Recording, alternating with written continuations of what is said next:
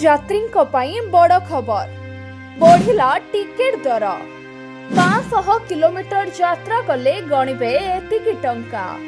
यात्रीगण दयाकरी ध्यान दियंतु एणिकी ट्रेन यात्रा हेबो महंगा। ट्रेन टिकेट दर वृद्धि कला भारतीय रेलवे। नॉन एसी कोच रे 500 किलोमीटर यात्रा पई यात्री मानंको अतिरिक्त 10 टंका देबाकू पड़िबो। आसंता डिसेम्बर 26 तारिख नूतन वर्धित भड़ा लागू हेबा नै भारतीय रेलवे पक्षरु घोषणा करा जायछि।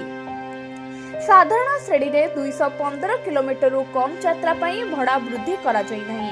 2015 किलोमीटर अधिक यात्रा पई प्रति किलोमीटर 1 पैसा एवं मेल बा एक्सप्रेस एसी और नॉन एसी श्रेणी पई प्रति किलोमीटर पिछा 2 पैसा भड़ा वृद्धि करा जायछि।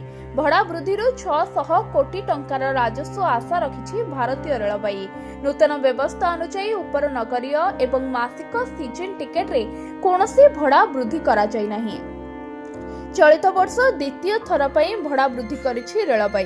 गत जुलाई मासरे 501 रु 1500 किलोमीटर रे दूरता पई 5 टंका और 2500 किलोमीटर पर्यंत दूरता पई 10 टंका एवं 2501 रु 3000 किलोमीटर पर्यंत दूरता पई 15 टंका भड़ा वृद्धि घोषणा करथिले।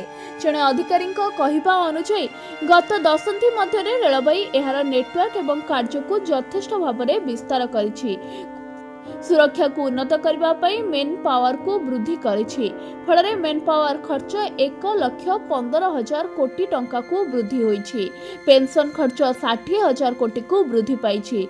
2024-25 रे मोट परिचालना खर्च 2,63,000 कोटी टंका वृद्धि पाइछि।